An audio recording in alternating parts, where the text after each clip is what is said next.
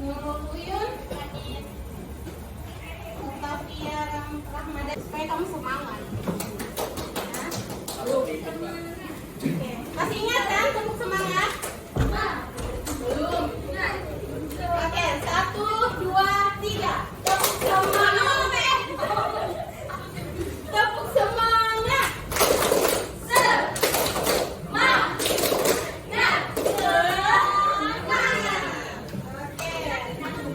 Berarti sekarang semuanya sudah semangat untuk kita belajar mengenai enzim. Nah, kemarin kalian sudah mempelajari enzim dalam proses pencernaan. Nah, kalian sudah mempelajari enzim dalam proses pencernaan. Siapa bisa sebutkan salah satu enzim yang ada di mulut? Amilase.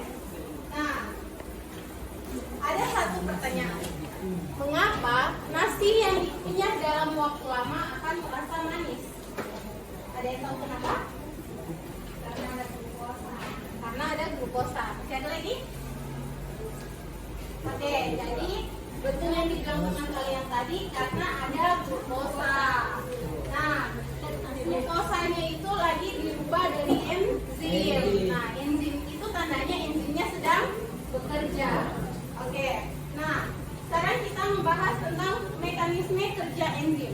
Dengan tujuan pembelajaran, menafsirkan mekanisme kerja enzim berdasarkan hipotesis gembok dan anak usus. Nah, ini Ibu ada scan QR, ada barcode yang isinya ini adalah video dan ada Ibu masukkan ke LKPD. Jadi Ibu bagikan ke kalian LKPD untuk kelas.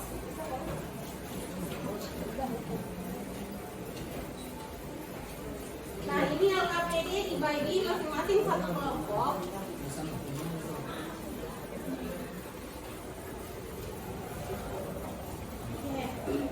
Diperhatikan, LKPD itu ada masing-masing satu kelompok dan di situ ada 5 pertanyaan. Untuk pertanyaan pertama itu untuk kelompok 1, silakan dijawab. Pertanyaan kedua untuk kelompok 2, pertanyaan ketiga untuk kelompok 3, pertanyaan keempat untuk kelompok 4, pertanyaan kelima untuk kelompok 5, dan kelompok 6 menyimpulkan. Ya, itu bisa kalian lihat di LKPD ada lembar untuk kalian menulis. Ada bawa HP? Ada. Bisa scan QR? Nah, catatan dari kakak, dan kalian jangan hanya berpatokan pada video yang ada di QR itu ya. Jadi kalian juga harus buka buku karena kalian harus mengumpulkan banyak-banyak informasi dari buku dan dari video yang kalian lihat.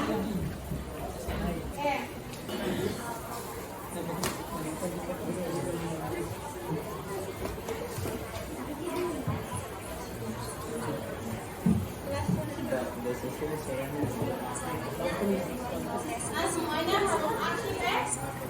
Semuanya harus aktif. Jadi semuanya bekerja sama ya. Ibu kasih waktu 10 menit saja.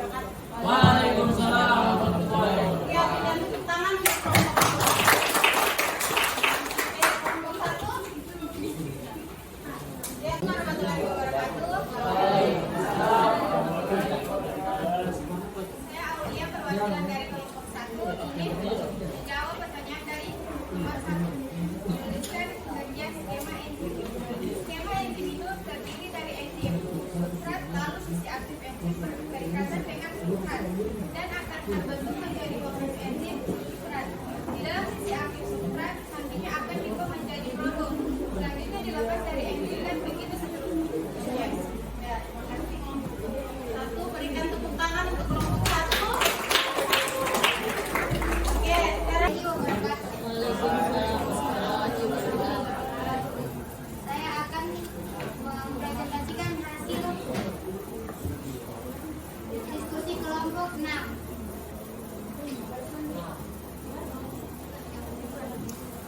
Kesimpulannya, cara kerja enzim yaitu berdasarkan teori induktif. Enzim melakukan penyesuaian bentuk berkaitan dengan substrat seperti contohnya anak kunci dan gembok. Tujuannya untuk meningkatkan kecocokan dengan substrat dan membuat ikatan enzim substrat lebih reaktif. Hanya substrat dengan bentuk 3D yang melengkapi sisi aktif yang dapat masuk ke dalam enzim. Ini menghasilkan kompleks enzim substrat. Reaksi berlangsung di sisi aktif yang mengubah molekul produk ke molekul produk terpisah. Seperti ketika produk meninggalkan sisi aktif enzim tetap tidak berubah. Saat substrat menempel pada sisi aktif, terjadi reaksi kimia yang membuat substrat diubah menjadi produk. Khususnya enzim disebabkan oleh 3 dimensi substrat dan enzim saling melengkapi satu sama lain. Namun kondisi suhu tinggi, asam dan basa dapat mempengaruhi bentuk enzim dan berpengaruh pada fungsi enzim. Sekian dari kelompok 6. Wassalamualaikum warahmatullahi wabarakatuh. berikan tepuk tangan untuk kelompok. Waalaikumsalam warahmatullahi wabarakatuh. Saya akan membacakan jawaban dari pertanyaan ketiga. Mengapa cara kerja enzim diibaratkan seperti gembok dan kunci? Karena cara kerja enzim untuk mengurai sebuah substrat itu sama dengan cara kerja dari gembok dan anak kunci. Misalnya, gembok merupakan enzim dan anak kunci merupakan substratnya. Jika anak kuncinya berbeda dengan sisi aktif dari gembok, maka tidak bisa berubah. Demikian dengan enzim, jika ia tidak akan bisa bekerja apabila substratnya berbeda, karena setiap enzim bekerja hanya untuk satu substrat. Sekian dari kelompok 3. Wassalamualaikum warahmatullahi wabarakatuh. Ya, berikan tepuk tangan untuk kelompok 3. Oke, selanjutnya kelompok. Saya perwakilan dari kelompok 5 akan mempresentasikan hasil kerja kami. Menjelaskan perbedaan develop anti dan CV industri. Perbedaan antara teori lock and key dengan teori induktif terletak pada definisi serta sifat substratnya. Teori lock and key mengungkapkan bahwa enzim diumpamakan sebagai gembok karena memiliki sebuah bagian kecil yang dapat berkaitan dengan substrat. Bagian ini disebut sisi aktif, sementara itu substrat diumpamakan sebagai kunci yang dapat berkaitan pas dengan sisi aktif enzim. Sedangkan teori induktif mengungkapkan bahwa enzim dan sisi aktifnya merupakan suatu yang fleksibel. Sekian dari saya. Assalamualaikum warahmatullahi wabarakatuh. Waalaikumsalam. Assalamualaikum warahmatullahi wabarakatuh. Waalaikumsalam warahmatullahi wabarakatuh. Kami dari kelompok 4 ingin mempresentasikan hasil gambar kerja presentasi kegiatan 1, yaitu enzim. Hasil diskusi kelompok kami. Soalnya, berikan contoh kerja enzim dan cara kerjanya berdasarkan teori lock and key. Hasilnya, cara kerja enzim berdasarkan teori lock and key. Kita ibaratkan gembok sebagai substrat dan kunci K sebagai enzim. Seperti yang kita ketahui, substrat adalah zat tempat enzim bekerja. Teori gembok dan anak kunci ini yang menemukannya adalah Emil Fischer di tahun 1894. Sisi aktifnya adalah kunci. Jika sisi aktifnya tidak cocok dengan substratnya, maka enzim tidak bekerja dengan baik. Contohnya, jika kita membuka pintu tetapi kuncinya salah, maka pintu tidak bisa terbuka. Kesimpulannya adalah, sisi aktif sangat berpengaruh dengan substratnya. Jika ada yang berbeda, maka enzim kurang bekerja. Sekian, terima kasih. Wassalamualaikum warahmatullahi wabarakatuh. Yang berikan tepuk tangan untuk kelompok 2. Oke adik-adik yang kalian pakai hasil diskusi kalian tadi, yaitu pada hipotesi gembok dan anak kunci, kalian bisa lihat gambarnya. Nah, di gambar ini ibaratnya enzim, ya. Ini enzim, dan yang merah ini adalah sisi aktif enzim, ya. Terus ini adalah substrat, oke? Ini adalah substrat. Nah, kakak gambarkan saja misalnya ini spidol, ya. Ini spidol. Terus ini adalah substrat. Ini adalah enzim, dan di sini ada sisi aktif. Di antara spidol ini adalah sisi aktif, dan ini adalah substrat. Nah, ini kita belajar mengenai hipotesi gembok dan anak kunci, ya. Hipotesi gembok dan anak kunci. Nah, ketika ini enzim, ini substrat.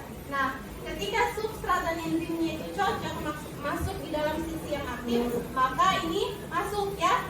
Ini dapat bekerja. Nah, misalnya saja ini contohnya enzim amilase. Ini substratnya adalah amilom. Nah, dia masuk ke enzimnya.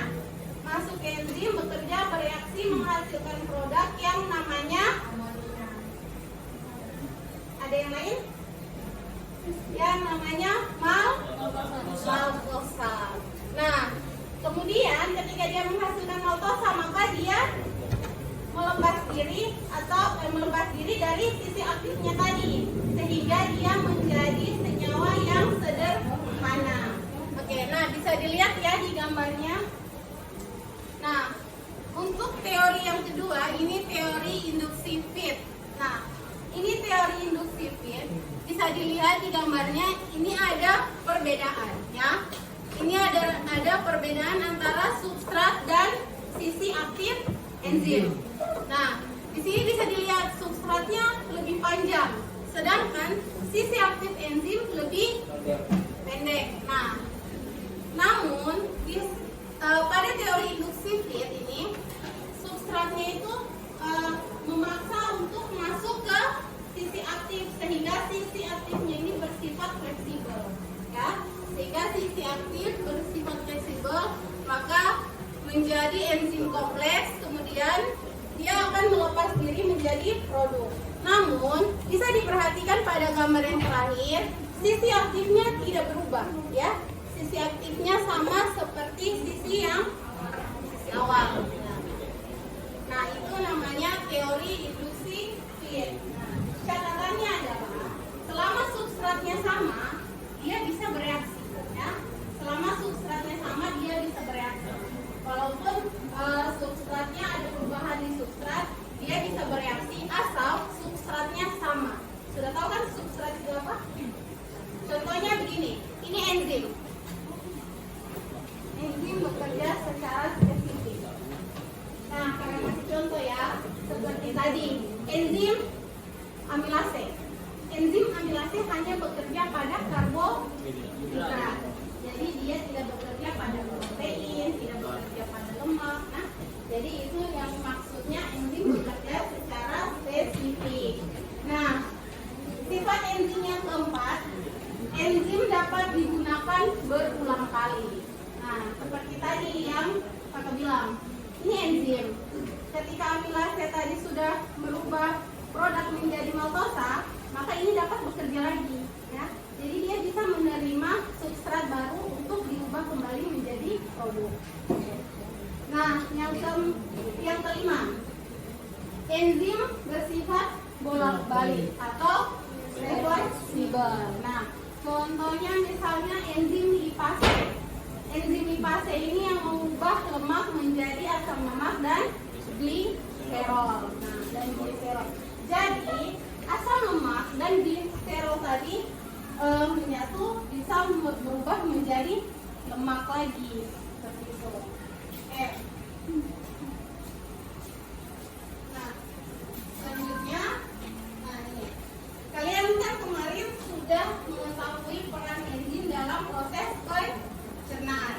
Nah, sekarang kakak berikan sedikit gambaran. Ini peran enzim dalam proses respirasi. Oke. Nah, ini C6H12O6. Ini adalah glukosa. Ini harusnya di sini ada O2 ya. Ini C6H12O6 ditambah dengan O2 atau oksigen. Nah, glukosa ini dari mana? Glukosa ini dari apa yang kita makan ya? Dari proses pencernaan tadi. Nah, glukosa ditambahkan dengan oksigen yang ada di dalam tubuh, kemudian ke sel, dia akan diubah atau direaksikan menjadi karbon dioksida, uap air, dan 36 ATP. ATP ini adalah energi yang kita gunakan untuk beraktivitas. Nah, kalau 6 CO2 itu adalah karbon dioksida yang kita keluarkan dari pernapasan. Ya. Jadi enzim ini sangat berperan di kehidupan kita ya. Jadi bukan hanya di proses pencernaan saja, tapi enzim juga berperan dalam proses respirasi. Oke, nah ini ada juga proses enzim dalam peran enzim dalam proses fotosintesis. Nah, ini ada peran enzim dalam proses fotosintesis. Ini ada 6 CO2 plus 6 H2O. Ini maksudnya karbon dioksida ditambah dengan uap air menghasilkan glukosa dan oksigen. Nah, dari sini saya ingin bertanya, kalau misalnya dia berarti kita anggap sudah paham. Kalau sudah paham, ya silakan. Yang ini apa? Ulangi yang respirasi. Oh, respirasi. Oke. Nah, temanmu tadi minta untuk mengulangi respirasi. Nah, oke. C6H12O6 ini adalah glukosa. Nah, glukosa ini sebenarnya di sini ada 6O2. Glukosa ditambahkan O2 ini adalah oksigen ya. Ini adalah oksigen. Nah, C6H12O6 ini adalah glukosa. Glukosa ini dihasilkan dari mana? Dari makanan. Ya, dihasilkan dari makanan. Ini salah satu bentuk penilaian untuk kalian karena tadi selama proses diskusi, proses kalian menjawab di LKPD, kakak juga sudah mengumpulkan nilai siapa-siapa saja yang berperan dalam kelompoknya tadi. Dan ini kakak mau nilai tambahan untuk kalian dengan mengerjakan 5 nomor kuis di atas. Ini pekerjaan rumah. Ini pekerjaan rumah karena waktu kita sudah tidak banyak. Silahkan kakak kasih waktu kalian tanda di fotonya. Kakak harap tugasnya dikumpulkan tepat waktu besok ya. Pokoknya dari pagi sampai siang lah kakak ya. Terima kasih atas kerjasamanya. Assalamualaikum warahmatullahi wabarakatuh. Waalaikumsalam warahmatullahi wabarakatuh.